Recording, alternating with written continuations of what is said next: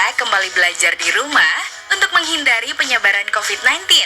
Kali ini kita belajar sains bersama Kak Herman ya. Ayo siapkan alat tulis dan bersiaplah menjawab pertanyaan. Kerjakan pertanyaan ini sebagai tugas dengan bimbingan guru atau orang tuamu ya. Sekarang mari kita simak pelajaran dari Kak Herman.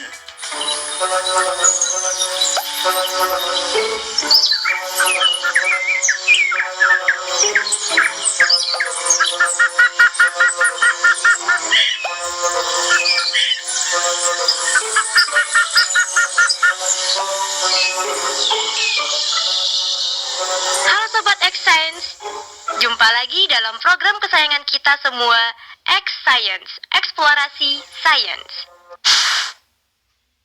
Nah, hari ini teman-teman kita mendapatkan tugas dari sekolah untuk membuat prakarya rantai makanan. Tugasnya adalah menempatkan pilihan hewan-hewan ke dalam kotak-kotak agar menjadi susunan rantai makanan yang tepat.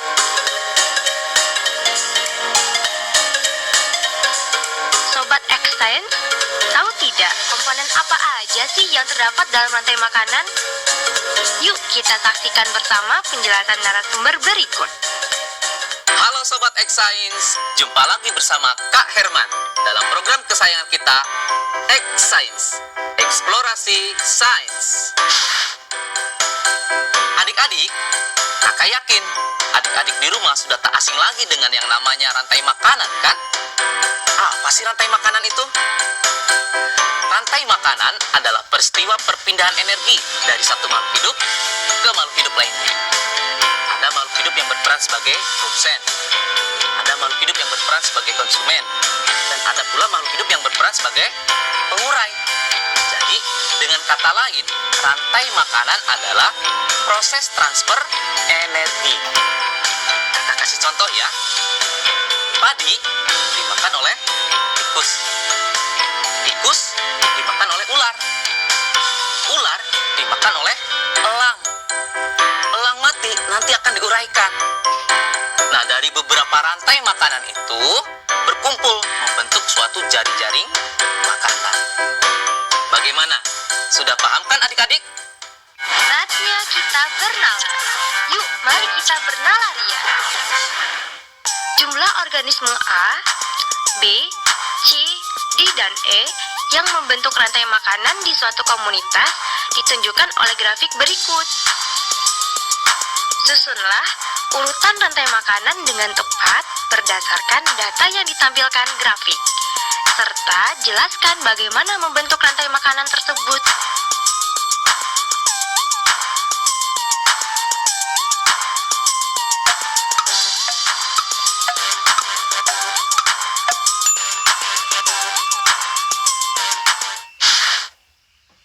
Sobat X Science, bagaimana?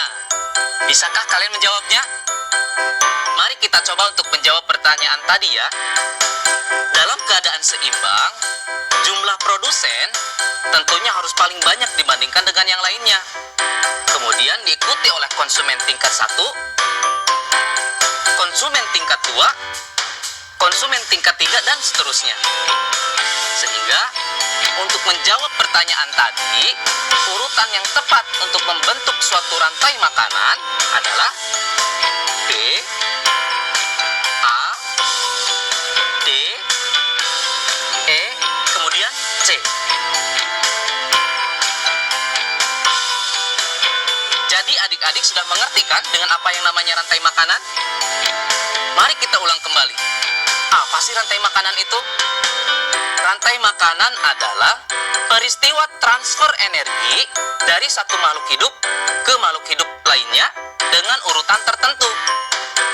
Dalam rantai makanan, ada makhluk hidup yang berperan sebagai produsen, ada pula yang berperan sebagai konsumen, dan ada yang berperan sebagai pengurai. Dengan demikian, rantai makanan sangat berpengaruh terhadap tatanan susunan makhluk hidup dalam suatu ekosistem. Nah, adik-adik, sekarang waktunya mencatat pertanyaan. Pertanyaannya adalah, apa pengaruh rantai makanan terhadap tatanan susunan makhluk hidup dalam suatu ekosistem? Dicatat ya. Apa pengaruh rantai makanan terhadap tatanan susunan makhluk hidup dalam suatu ekosistem? Jawablah pertanyaan ini sebagai tugas dan kerjakan dengan bimbingan guru atau orang tuamu.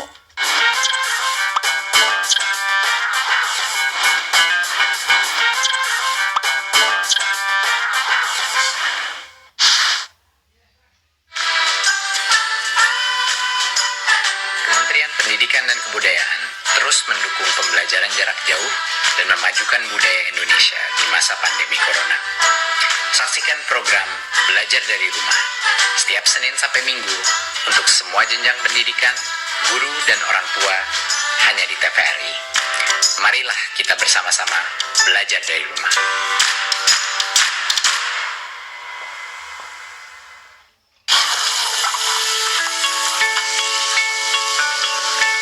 Perilaku hidup bersih dan sehat merupakan cara paling efektif untuk mencegah penularan virus corona. 1.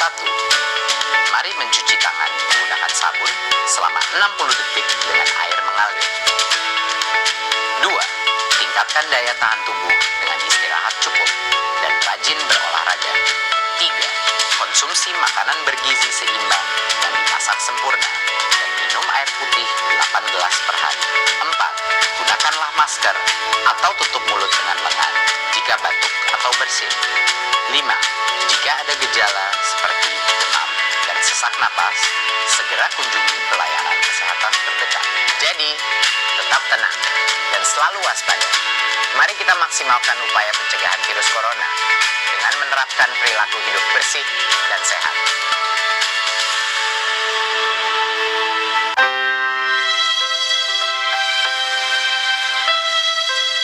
Kamu nggak sekolah? Gak ada biaya, Pak De. Kan ada KIP. Saya itu masih bingung bagaimana cara mengurusnya. Kamu tinggal datang ke sekolah sama anakmu. Nanti akan diurus oleh sekolah. Punya anakku aja udah cair kok. Terima kasih, Pak De.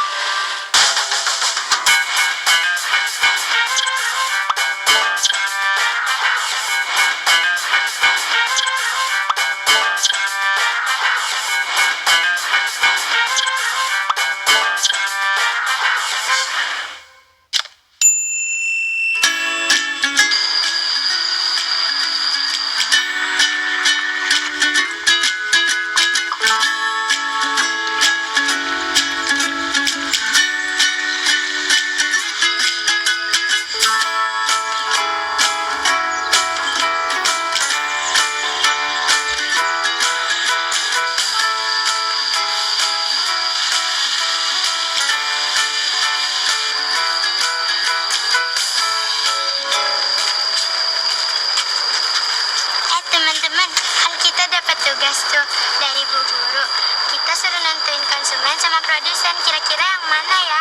Kalau produsen itu makanan rusak, itu rumput. Kalau konsumen itu hewannya itu rusak. Kalau rusak itu makanannya berarti rumput. Nah, kalau rusak di hutan bisa dimakan harimau gak ya? Kayaknya bisa deh. Kayaknya bisa dah. Soalnya rusa itu kan harimau kan makannya daging.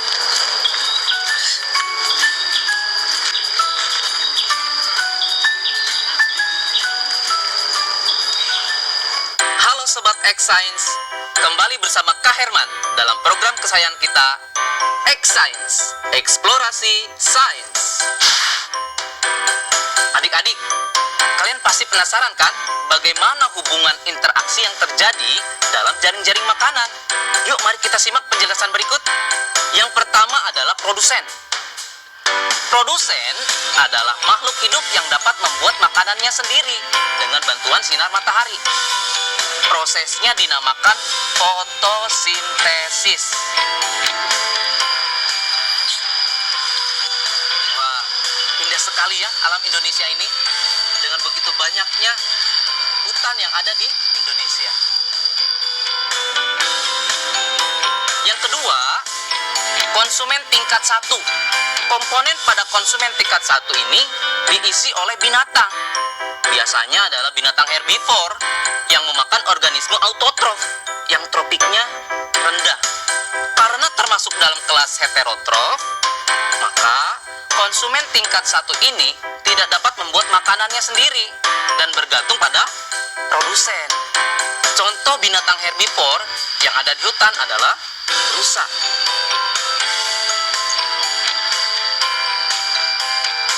Yang ketiga, konsumen tingkat 2 atau tingkat berikutnya, yaitu adalah organisme yang menduduki tingkat tropik ketiga, disebut sebagai konsumen sekunder.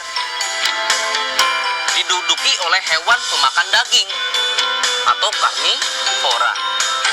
Contoh dari organisme ini adalah serigala, harimau, ular, elang, dan masih banyak lagi.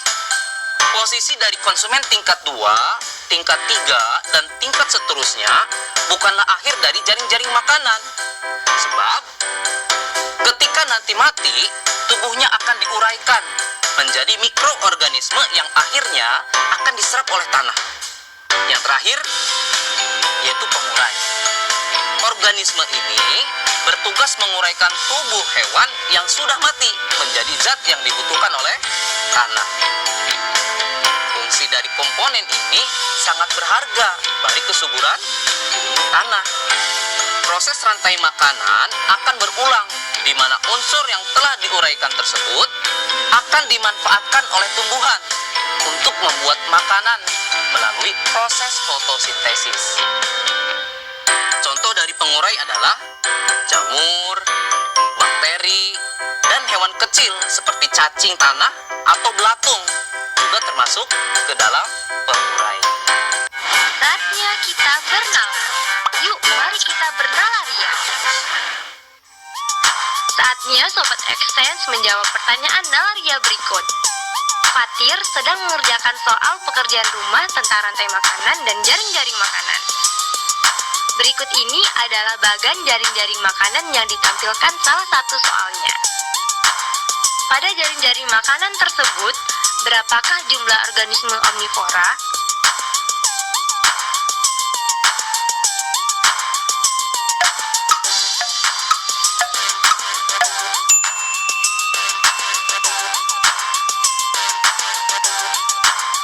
Mari kita simak penjelasannya. Jika dimulai dari produsen F, maka jumlah omnivora adalah 2, yaitu H dan L.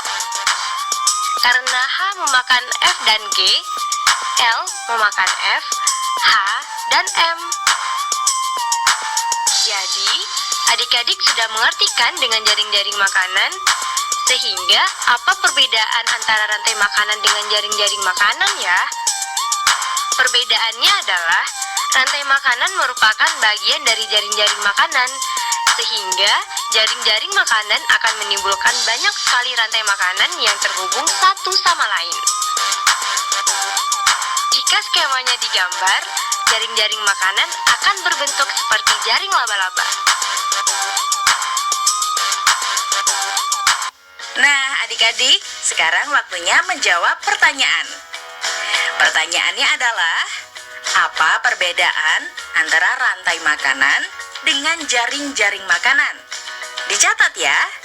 Apa perbedaan antara rantai makanan dengan jaring-jaring makanan? Jawablah pertanyaan ini sebagai tugas dan kerjakan dengan bimbingan guru atau orang tuamu.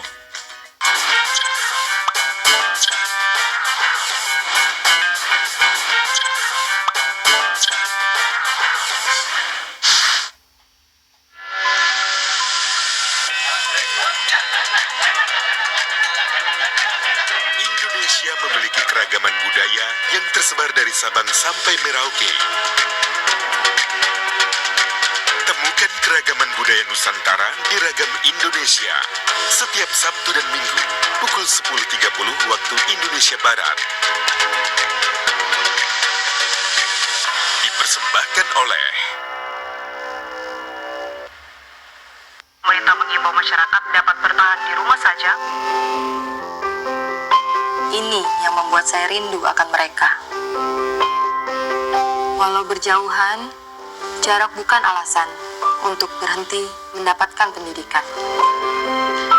Ini adalah tanggung jawab kita bersama. Untuk masa depan anak-anak kita, anak-anak Indonesia.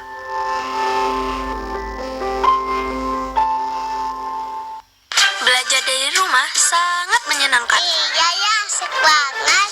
Belajar dari Rumah, sebuah program yang memperluas akses belajar melalui televisi dan untuk seluruh jenjang pendidikan, mulai PAUD hingga pendidikan menengah. Ada pula siaran kebudayaan untuk semua dan pengasuhan anak bagi orang tua dan guru. Saksikan Belajar dari Rumah hanya di TVRI, Senin sampai dengan Jumat, mulai 13 April 2020, mulai pukul 8 waktu Indonesia Barat. Tonton sajian program pembelajaran dan kebudayaan yang bermanfaat, seperti pesan Menteri Pendidikan dan Kebudayaan Republik Indonesia, Bapak Nadiem Makarim berikut ini. Kementerian Pendidikan dan Kebudayaan terus mendukung pembelajaran jarak jauh dan memajukan budaya Indonesia di masa pandemi corona. Saksikan program Belajar dari Rumah untuk semua jenjang pendidikan, guru dan orang tua hanya di TVRI. Marilah kita bersama-sama belajar dari rumah. Informasi ini dipersembahkan oleh Kementerian Pendidikan dan Kebudayaan Republik Indonesia.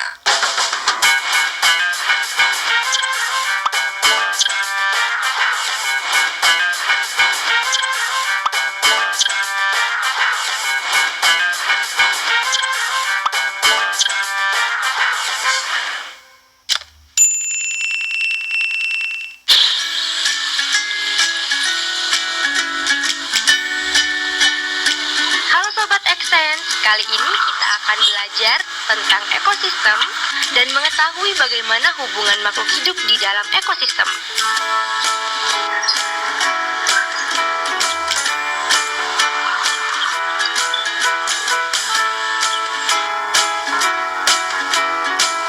Mari kita memahaminya dengan membuat miniatur ekosistem. Sebelum kita mulai membuat miniatur ekosistem, tahukah Sobat Exchange apa itu ekosistem?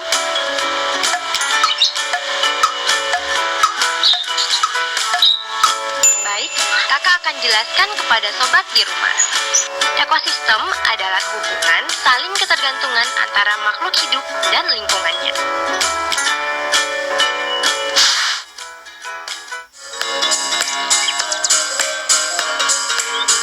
Kita membutuhkan alat dan bahan sebagai berikut.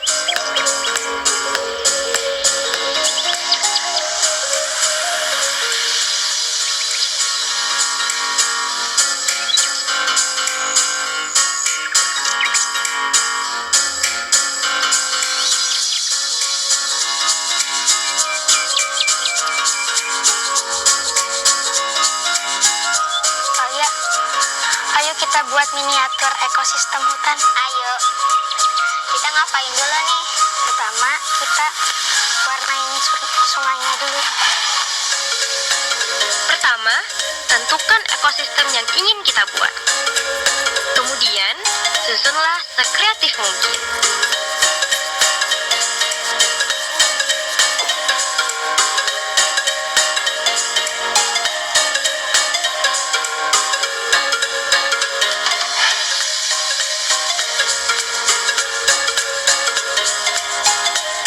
Lalu kita taruh gambar kode. Berikutnya, susunlah ornamen-ornamen miniatur hewan dan tumbuhan yang mendiami ekosistem tersebut.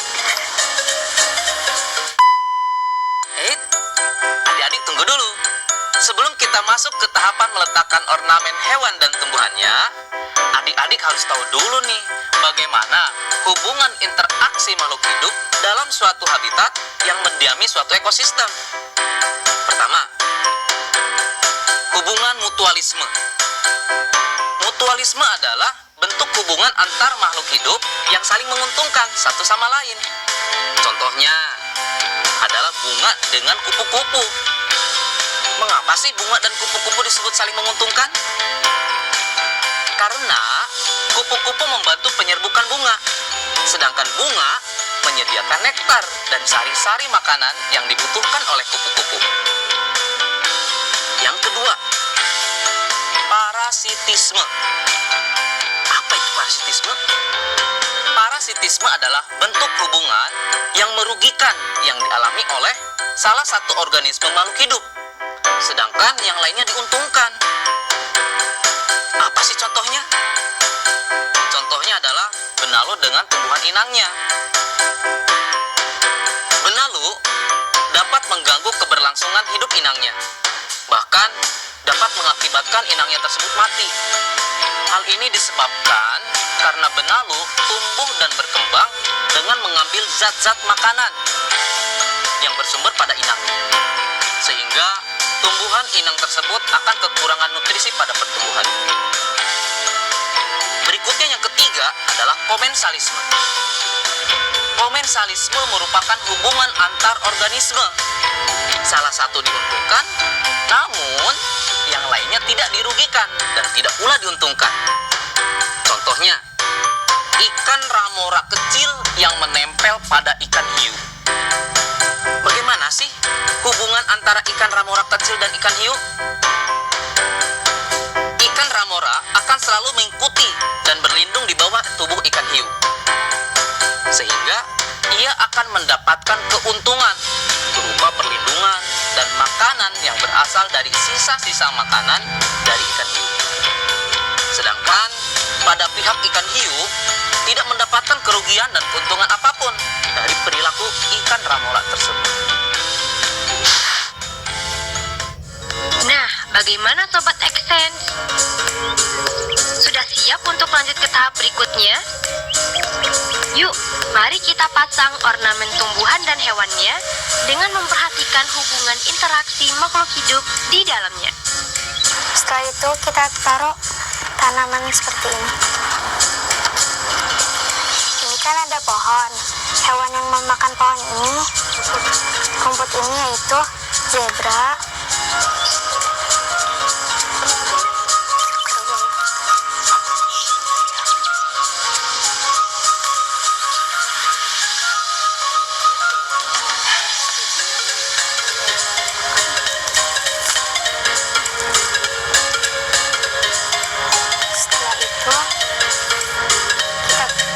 taruh background hutan.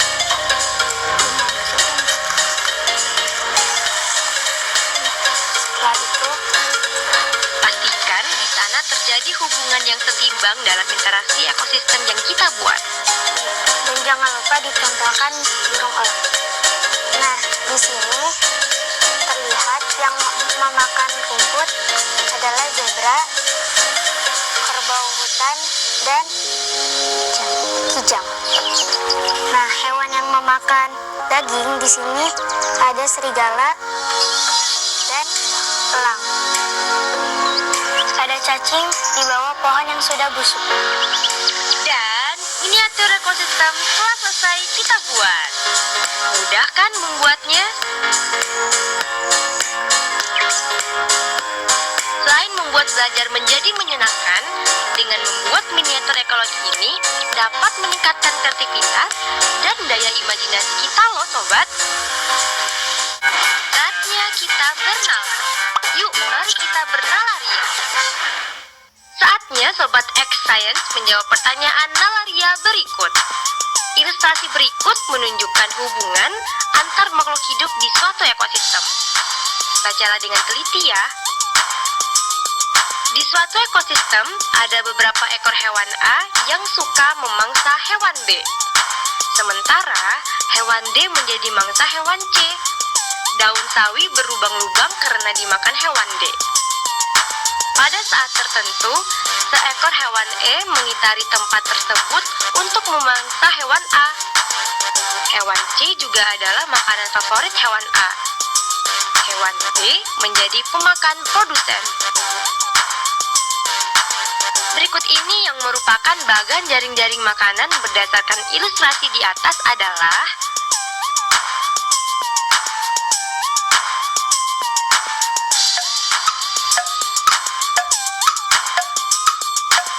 apakah sudah ada yang bisa menjawab? Jawaban yang tepat adalah jawaban C.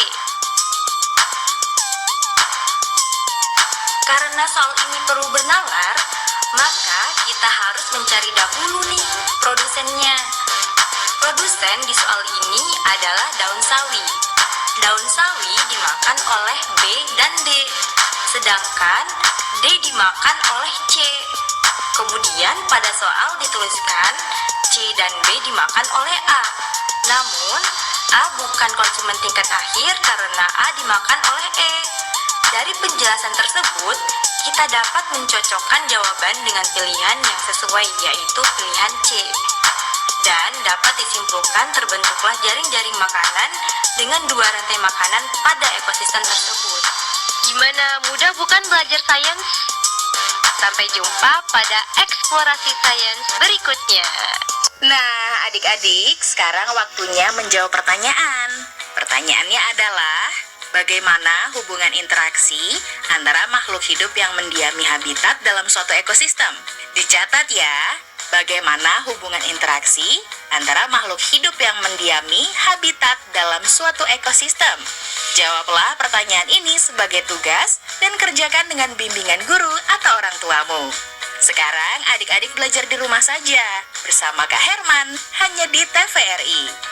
Adik-adik ingat ya, selalu rajin mencuci tangan dan menjaga kesehatan untuk mencegah penyebaran COVID-19.